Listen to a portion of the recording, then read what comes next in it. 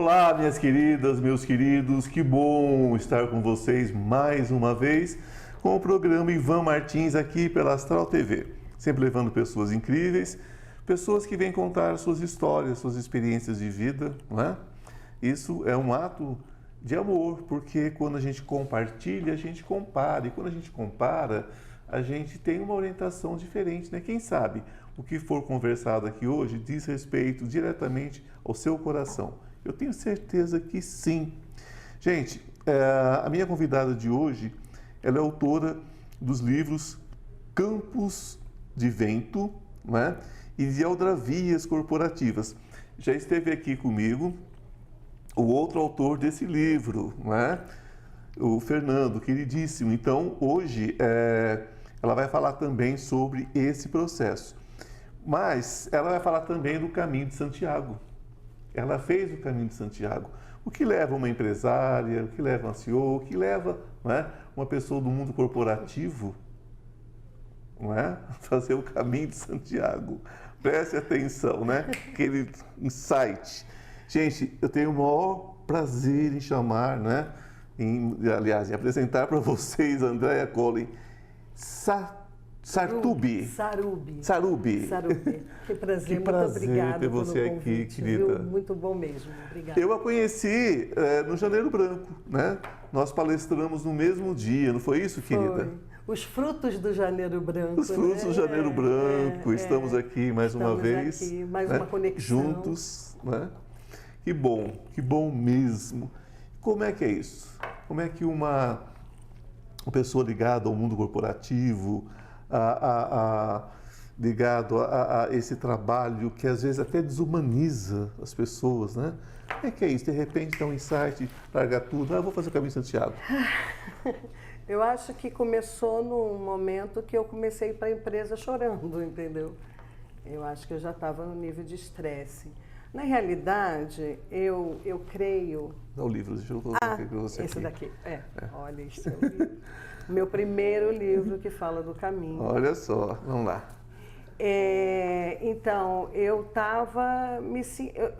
Eu não via mais propósito no que eu fazia. Eu acho que também era muito isso. Eu não via propósito naquilo que eu estava fazendo. E assim, eu tive um processo também, que acho que é importante quando mulheres me escutam, é porque eu tive uma menopausa precoce. Eu comecei com a minha menopausa aos 38 anos. É muito cedo. Muito cedo. Aos 40 anos eu comecei a questionar. Eu acho que também tem a ver, né, com essas décadas que a gente passa. Eu comecei realmente a questionar se aquilo que eu estava fazendo era o que me fazia feliz. E não devia estar fazendo porque eu chorava para poder trabalhar, né? Então acho que não estava me fazendo realmente bem. E eu resolvi parar. E, enfim, eu tinha 20 anos quando a primeira vez o caminho cruzou o meu caminho, né? E eu falei, nossa, que coisa interessante, né? Acho que um dia eu vou fazer. Mas com 20 anos eu era uma menina pobre, imagina um caminho para a Europa, né? Ficou ali como um sonho. Porque não é barato, né, fazer? Não é barato, ficou como um sonho. E realmente, aos 45 anos, eu resolvi parar e foi quando eu resolvi que eu queria fazer o caminho. Fez ele completo? Eu já fiz 3 vezes o caminho. 2 vezes ele completo e uma vez do Porto a Santiago de Compostela, sim, né? Foram 240 quilômetros.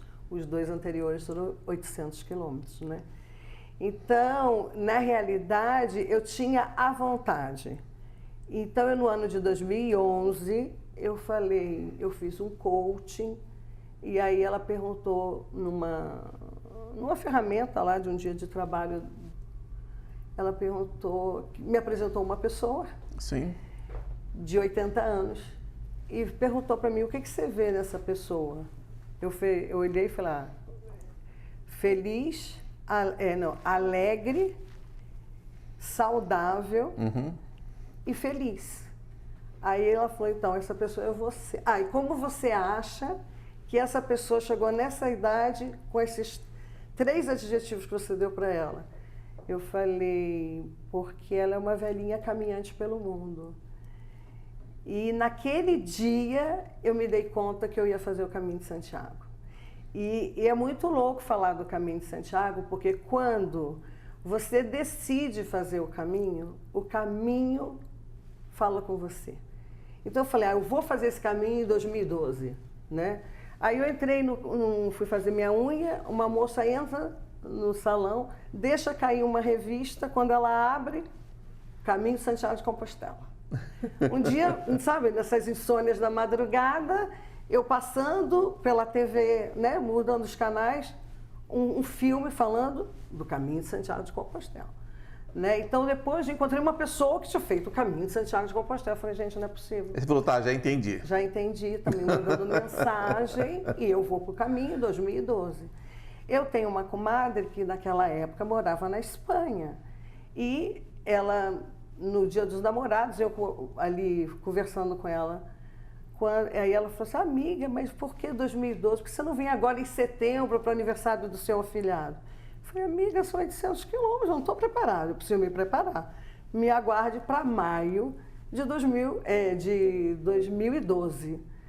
Bom, à noite, no jantar dos namorados com meu marido, eu falando disso, que ela tinha falado para eu ir em setembro, eu falei que não, ele falou para mim, por que você não vai?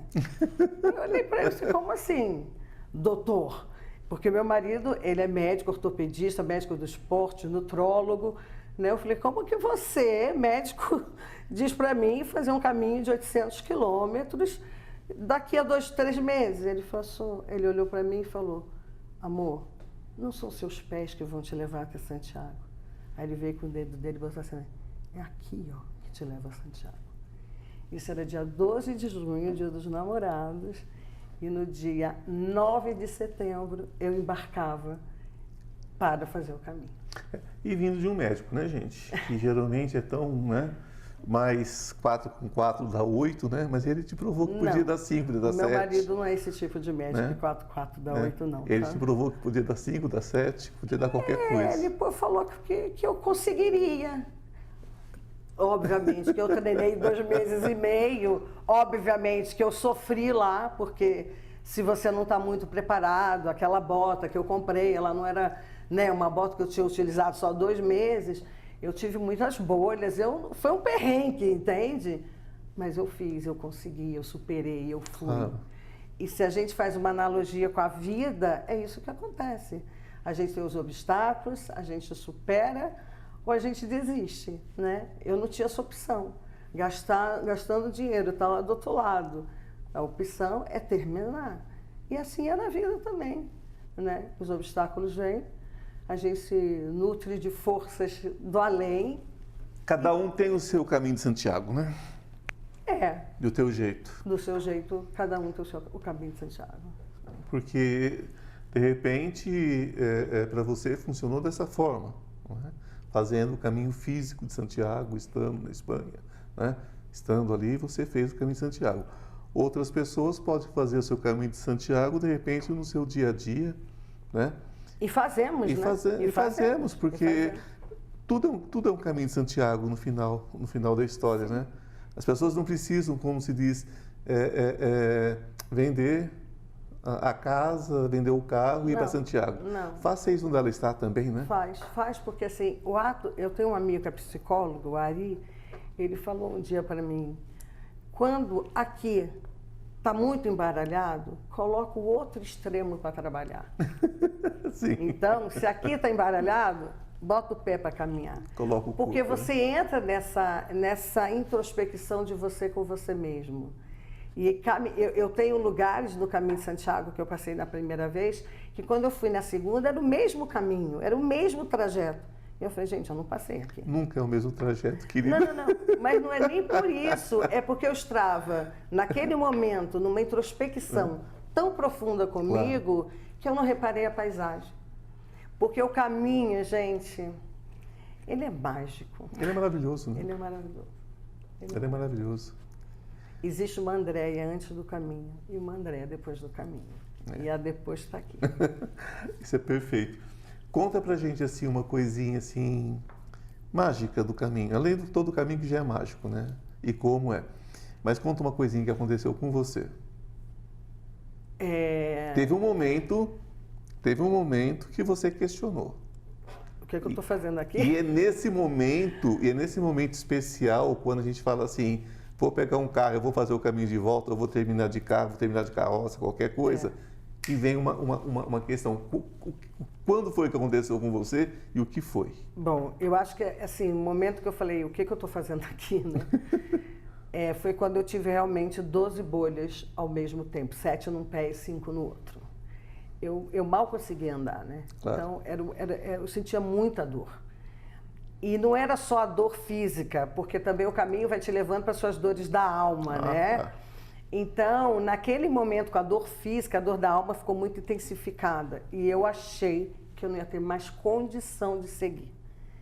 E aí, a gente começa a ver os anjos que aparecem no caminho, né? O nhaque, super caminhante, baixinho.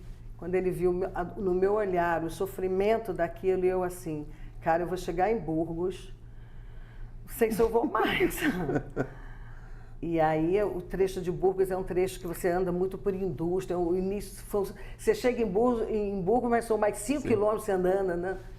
Ele simplesmente pegou a minha mochila.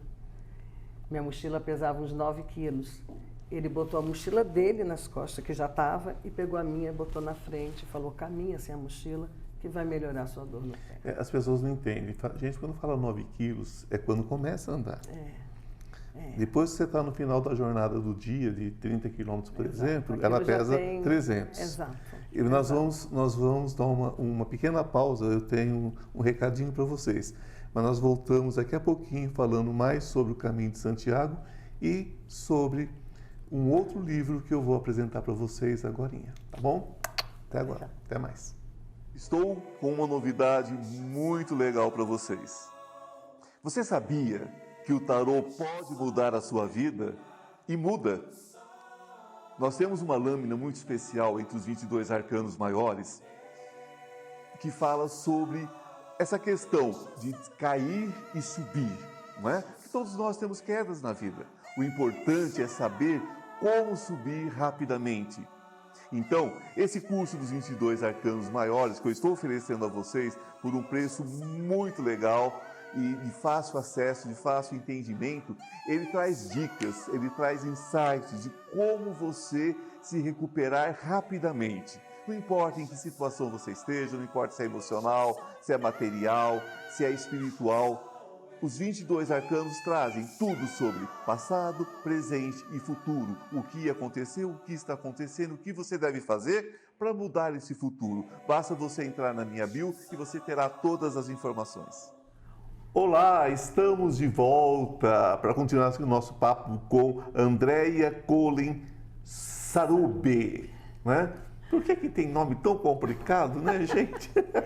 A gente falava sobre o Caminho de Santiago e Santiago Compostela, não é? E você me contava de um anjo que apareceu no momento que ele carregou sua mochila, não é isso? Carregou minha mochila enquanto eu estava com os pés cheios de bolha. Olha só. E ele depois, ainda quando a gente chegava no albergue, ele ia lá e pegava um gueto que ele tinha, e não só em mim, mas em todas as pessoas que estavam naquele hostel, naquele albergue, ele fazia massagem nos nossos pés até aqui a panturrilha, porque é onde pesa muito, dói muito, né? Então, assim, era uma doação. E se uma coisa o caminho me ensinou, é o doar. A gente doa e a gente recebe muito mais do que dá. Sempre. Sempre, sempre. E eu falo, faz o bem. Mesmo que seja o bem interesseiro, porque o bem volta. Sim, e geralmente quando você faz o bem, você faz de uma forma tão despretensiosa. Exato. Né? Porque veja bem, ele chegava cansado e ia massagear os pés e panturrilhas de outras pessoas. O quanto ele recebia de energia nisso, sim, né? Sim. Então o amor é sobre isso. Porque quando você planta bem, felicidade, você recebe o prazer. Os anjos vêm e te enchem de luz. Isso é fato. Quem me segue sabe que eu falo muito sobre os anjos nesse sentido. Ai, arcanjo. Os anjos, arcanjos, quando vêm numa atitude de amor, sim, eles vêm e pegam aquela luz porque só nós podemos produzir luz, nem os anjos não produzem luz. Você sabe disso? Não. Porque nós somos as semelhanças de Deus, né? Mas nós não somos a semelhança de Deus em físico, porque Deus não tem aparência. Sim. Deus é energia. Sim. Nós somos em questão de poder, né? Deus nos deu o livre-arbítrio e nos deu poder. A gente consegue qualquer coisa com a fé, né? Então os anjos vêm e pegam aquela luz que eles não podem produzir, mas eles podem ampliar. Então você está se sentindo bem, se sentindo feliz, né? Por isso que é bom fazer o bem. Agora, o contrário também é verdade, né? Se você faz coisa negativa, negativa se torna. Mas vamos lá. Nós falamos sobre essa história de Santiago, que isso renderia 200 horas de conversa. Muitas horas de conversa. Muitas horas de conversa. Vamos ter essa oportunidade, com certeza. Nós vamos falar um pouquinho sobre esse outro livro. Né? Gente, esse aqui é sobre aldravias corporativas. Estresse corporativo, basta. Outra via, aldravia, que já é uma aldravia. Exato. Né? E ela vai falar com a gente um pouquinho sobre isso daqui, explicar como é que é o processo.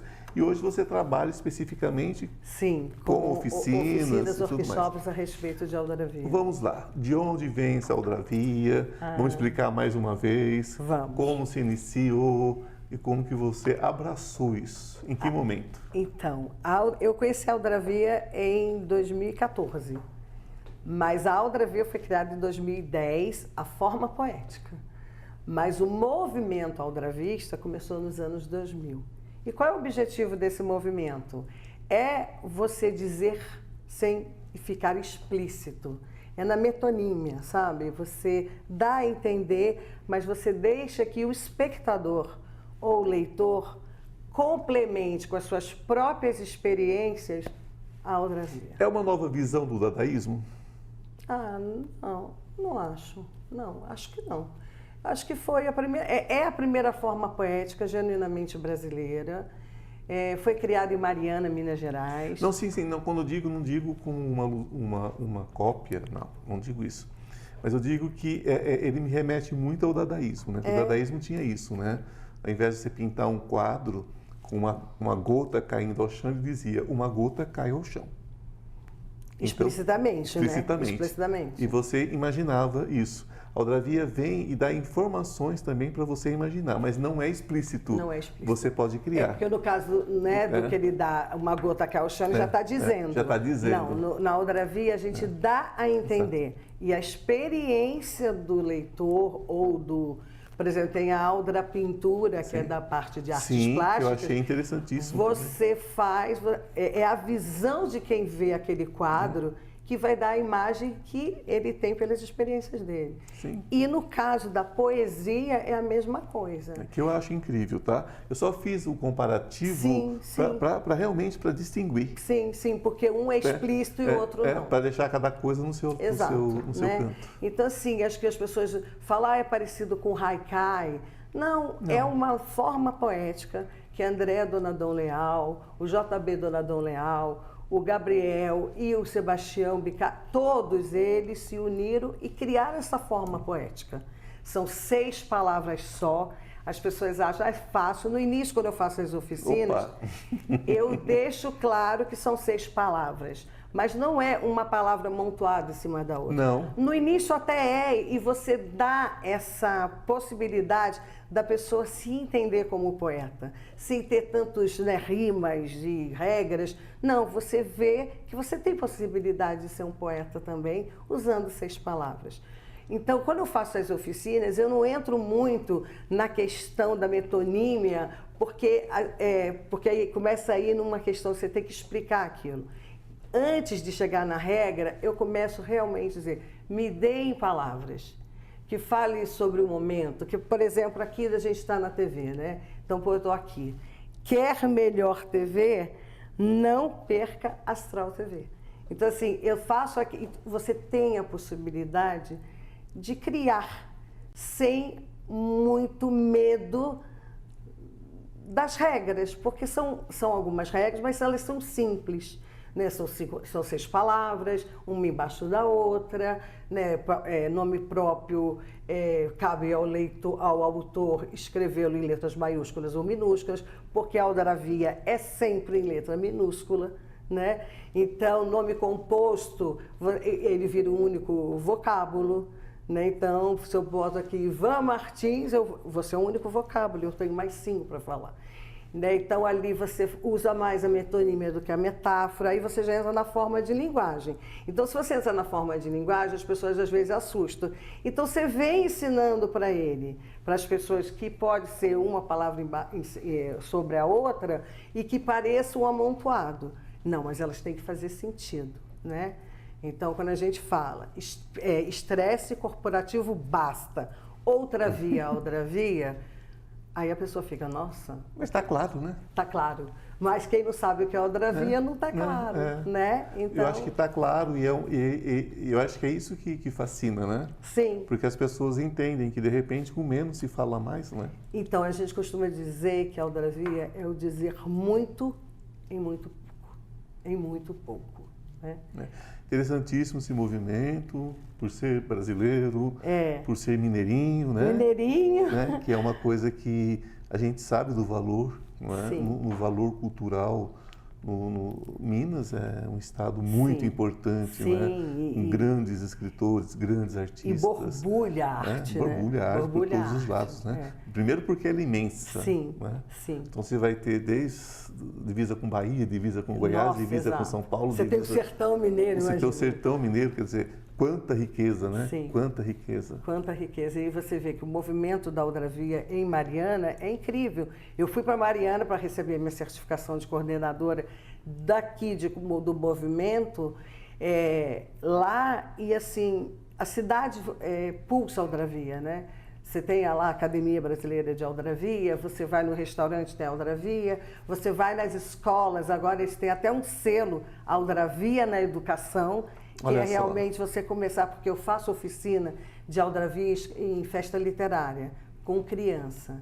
Você não tem ideia da quantidade de aldrabia linda que sai desse universo infantil, livre de preconceito, livre de amarras, livre de vergonha, e que ousam colocar 6 palavras uma embaixo da outra. Eles não têm nem vergonha alheia, né? Não. Eles cuidam deles.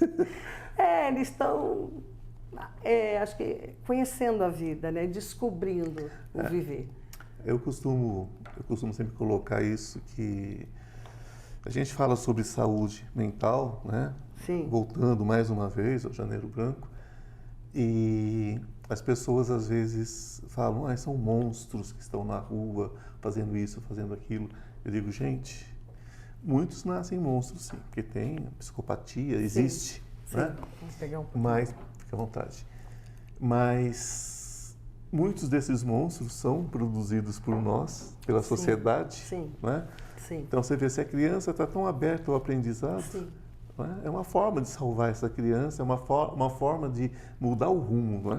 E você vê que eu faço um movimento que é voluntário da aldrabia, que como coordenadora São Paulo, quer dizer, eu represento eles aqui, divulgando a aldrabia, porque em muitos lugares assim a gente fala de aldrabia, as pessoas não conhecem. Eu divulgo a aldrabia e eu faço as oficinas gratuitas de aldrabia. Me fala sobre essas oficinas, como é que as pessoas entram em contato com você? Então, na oficina gratuita acontece um sábado por mês no Parque do Cordeiro, ali. No Parque do Cordeiro. Do Cordeiro, na Vila Cordeiro, né? Vila Cordeiro. É ali uma travessa da Vicente Hall, continuação da Avenida Morumbi, né? Tá.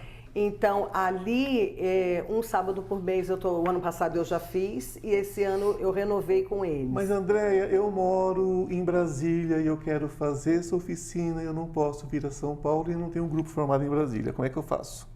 Já existe um curso online? Ainda não, mas se você quiser falar comigo, que eu faço. E qual é o contato? O meu contato pelo Instagram é Andrea Sarubi 7. Isso é importante, André, porque muitas pessoas hoje não se deslocam mais. Sim, eu sei. Né? Mas para você ter uma ideia, em Belém tem uma pessoa que ela tá lá dentro mesmo da selva, né, numa escola e tal, e ela começou a fazer um movimento de Aldrabia, a gente se fala Olha só que lindo. online, né? Então vamos seguir. Vamos seguir, vamos lá no Instagram, vamos conhecer a Aldrabia e quem quiser, estamos gente, aqui. Andréia Collin, não é? Autora de Campos de Vento, não é? E que fala sobre, não é, o caminho que ela fez para Santiago, que é um caminho diário hoje, né? Continua fazendo, né? E Aldravias corporativas. Gente, super vale a pena, tanto um como o outro, incríveis. Espero que vocês tenham gostado, porque eu adorei. Querida, eu que te gratidão, mesmo. Viu? Muita mesmo. gratidão, um beijo no coração. Também. Obrigada a todos. Obrigado, gente. Lembrando sempre, né, que basta um pequeno movimento e a gente muda, pelo menos o nosso mundo interior. Se a gente não pode mudar lá fora, a gente muda a nós mesmos e cada um de nós, devagarinho, vamos mudando, né?